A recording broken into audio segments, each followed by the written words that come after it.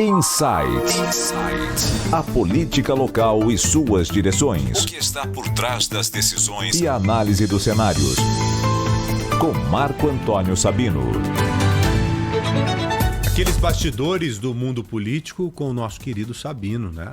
Sabino sempre com a gente aqui no Bora Brasil, e o papo flui, o papo rende, porque é uma forma coloquial, uma forma clara, simples da gente entender melhor como é que funciona a política, não só de São Paulo, mas do Brasil, né, Ana? É isso mesmo, já está com a gente aqui no estúdio. Tudo bem, Sabino? Boa tarde. Oi, Sabino, boa tarde. Oi, Ana, Joel, Giovana, ouvintes, boa tarde, tudo bem? Tudo Boa. bem. Sabino, vamos começar pelo prefeito da cidade de São Paulo, Ricardo Nunes, que está procurando se reencontrar, ou se encontrar, melhor dizendo, para seguir um caminho, né? Para colocar a identidade dele aí na cidade de São Paulo, na prefeitura da nossa cidade, né?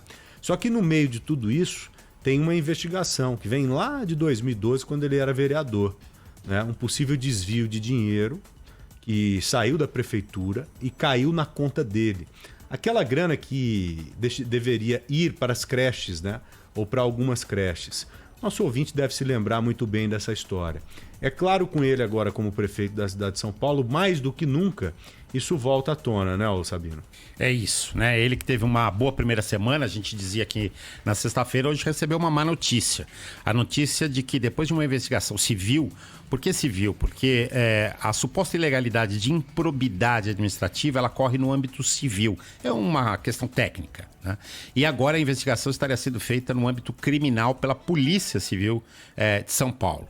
E a informação é exatamente essa, Joel, de que a investigação ocorreria porque supostamente dinheiro que seria enviado para entidades responsáveis pela administração de creches, como a gente sabe, a prefeitura terceiriza essa administração de creches na periferia, esse dinheiro teria sido desviado para entidades e teria supostamente acabado na conta de uma empresa do prefeito Ricardo Nunes.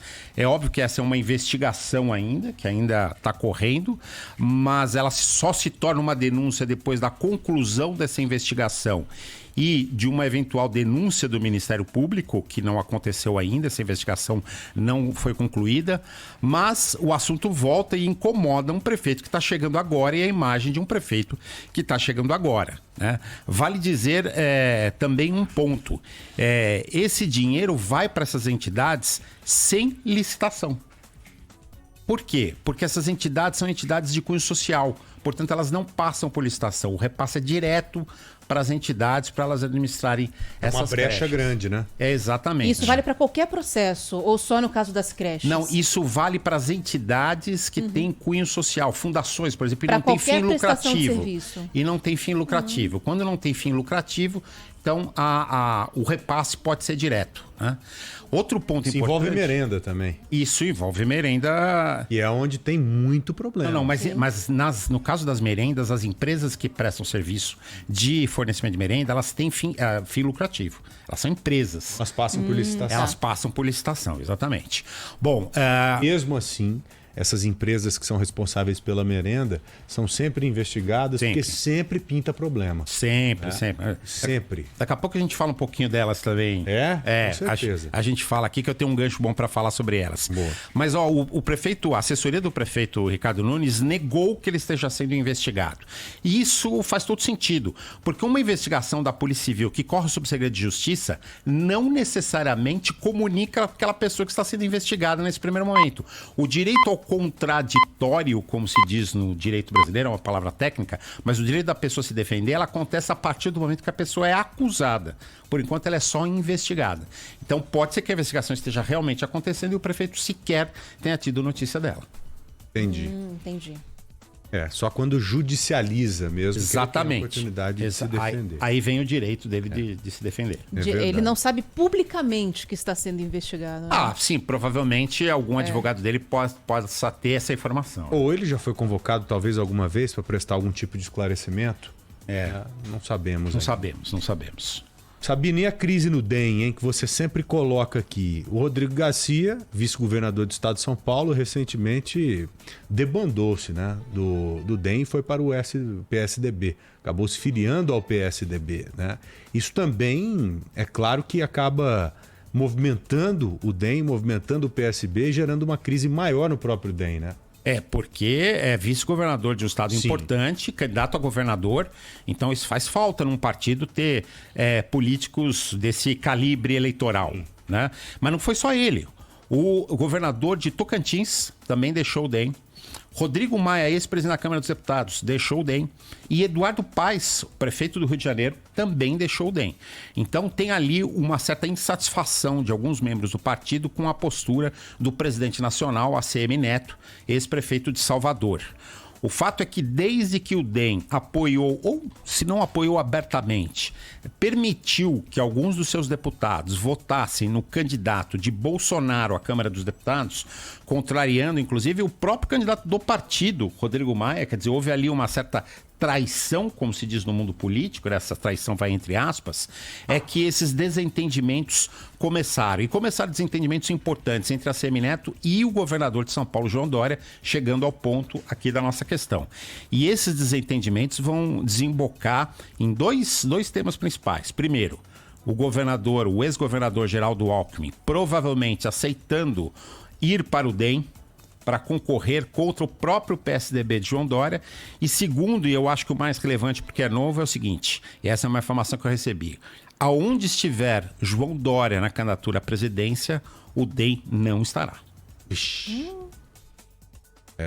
Tá ficando feio esse negócio aí, hein? Dória tá ficando bem isolado, né? Ele começa a ficar meio isolado aí. Devido a essas movimentações recentes envolvendo a política, a grande política nacional, né? A própria chegada do Lula, né? A chegada do Lula, ela mudou muito da política nacional. Mudou muito. Dória tem problemas dentro do próprio partido, mas não vamos nos esquecer. Primeiro, tá cedo. Ele tem coisa para entregar, como a gente já falou aqui. E segundo, ele tem uma caneta pesada na mão, a caneta de governador de São Paulo. Você tá batendo muito nisso, eu tô percebendo. Não, por quê? Porque é cedo. Tá batendo muito nessa tecla. Olha, vamos esperar. É cedo. É cedo pra gente... É indiscutível que ele tá enfrentando problemas graves do ponto de vista de conseguir se articular como candidato. De popularidade também, de popularidade, né? Rejeição de 65%, segundo a pesquisa do Instituto Paraná. Mas é cedo ainda. É cedo. Ele pode virar esse jogo ainda. Aliás, é bom lembrar que quando ele foi candidato a prefeito, ele partiu de 2%, 3% nas pesquisas e acabou sendo eleito no primeiro turno, né? Uhum. Então, é um pouco cedo. Essa análise precisa ser feita de uma forma distante, né? Mas aí é ver como que ele vai convencer, né, Lógico. essas pessoas a dar apoio. Lógico. E tem o desgaste de ter sido governador numa pandemia e com erros e acertos. Vamos lembrar só um erro recente, que foi a ida dele a Miami. Por exemplo. Exatamente quando São Paulo estava fechado. Então tem esses desgastes. Tem esses desgastes. E por mais que as medidas restritivas sejam necessárias, né, Sabina, é o que a população não recebe bem, né? Não, principalmente aquele que tem o pequeno comércio. Exatamente. Né, que está passando dificuldades. Quem determina importantes. sempre vai ficar com ônus. Não é fácil sentar numa cadeira de prefeito, de governador, de presidente da República durante a pandemia. Tanto que no meio do caminho, do meio para frente, o que o governo do estado começou a fazer? Começou a passar a responsabilidade para as prefeituras. Criou-se um plano São Paulo ali e quem quisesse tomar uma medida mais drástica, que tomasse para a sua região. Você se lembra? Prefeituras ali com toque de recolher, prefeituras com lockdown, mas sem a iniciativa do próprio governo do estado. A gente conversou sobre isso na semana passada com o secretário Jean Gorenstein, inclusive, né? Questionou se o governo, de alguma maneira, pretendia, pelo menos, sei lá, regionalizar as medidas, porque a situação da Grande São Paulo é absolutamente diferente da região de Ribeirão Preto, que é diferente da Baixada Santista. E o que ele disse é que os prefeitos estão mais próximos dessa realidade, né? E vocês lembram que antes mesmo desse caminho que o Joel destacou bem, a prefeita de Bauru já disse: não vou seguir a orientação do governo do estado. Sim. E decretou ali medidas só naquela cidade que não eram compartilhadas com o governo do estado, sem sequer consultar o governo do estado. Mas na hora que a corda apertou, ela foi atrás, né? Porque precisou de leito, não teve jeito. É verdade. Depois voltou atrás e teve que pedir ajuda do governo do estado, é verdade. O Ministério Público caiu em cima dela também, né? Se ela não volta, ela se ferra. E na contramão disso tem um exemplo também de Araraquara, que foi a primeira cidade praticamente a decretar um lockdown mesmo, rígido aqui no nosso estado. Então o ônus ficou para o prefeito. Tanto que teve passeata, tentaram até derrubar o prefeito, localmente falando, né? Então, quem determina, é claro que acaba ficando com o ônus. Esse é um tema muito complicado. Agora, falando em popularidade, tem gente atrás de popularidade. Tem, você falou de merenda, né? Vamos falar de um nome aqui da política de São Paulo, que é Fernando Capês.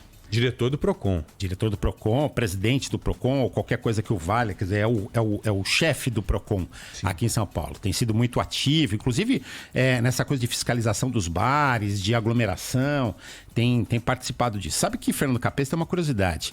Ele é advogado formado pelo Largo de São Francisco, entrou em primeiro lugar na turma dele no Largo de São Francisco. Não, tem uma oratória brilhante, né? Não, ele é um sujeito bem preparado. Bem preparado. Ele era especialista... E o irmão também, viu? O irmão também. O irmão também, é bom de fala. Fernando Capês era um especialista nos trotes lá dos alunos da faculdade. Eu passei por trote de Fernando Capês, que não foi nada fácil. Mas, enfim, curiosidades à parte, Fernando Capês, das duas, uma. Né? Ou ele está com tempo sobrando lá no PROCON, ou está gastando muito dinheiro com rede social. Porque é o seguinte, a quantidade de conteúdo, posts, mensagens que ele tem distribuído nas redes sociais para várias pessoas, mostra que, primeiro, é incompatível com o tempo que eu tenho certeza que ele dedica ao PROCON, porque o PROCON deve dar muito trabalho. O PROCON tem muito assunto. Sem dúvida. Né? Meu Deus. É cuidar do consumidor de São Paulo. Então, tenho certeza que ele não tem tempo. Se ele não tem tempo, tem alguém fazendo por ele. E isso não custa barato. Isso é caro. Então, Fernando Capês está de olho aí em alguma vaga importante no cenário político, seja ela de vice-governador, seja de senador e até, o que eu acho mais provável, daqui a 3 anos e meio, candidato a prefeito de São Paulo. Né? Ousado. Mas o fato é que ele recebeu sinalizações de caciques dentro do PSDB de que isso poderia acontecer e está cuidando disso, porque esse cacique valoriza muito a comunicação. Acha que comunicação é importante. Você é ruim de segredo, hein, Sabino? Você não consegue guardar segredo de jeito nenhum. Maestro meio acorde.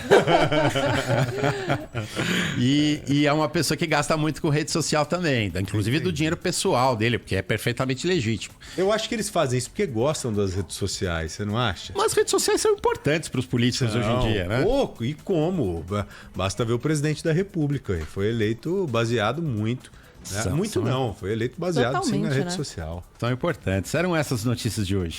Não, ótimas notícias como sempre. Obrigado. Ótimas no sentido de nos informar. Nem sempre a notícia é boa, mas é legal que a gente saiba dela. Né? Sabinão, muito obrigado, querido. Uma boa semana, tá? Obrigado, Joel, Ana. Valeu, ouvintes. Sabino. Valeu. Até quarta-feira, querido. Até quarta.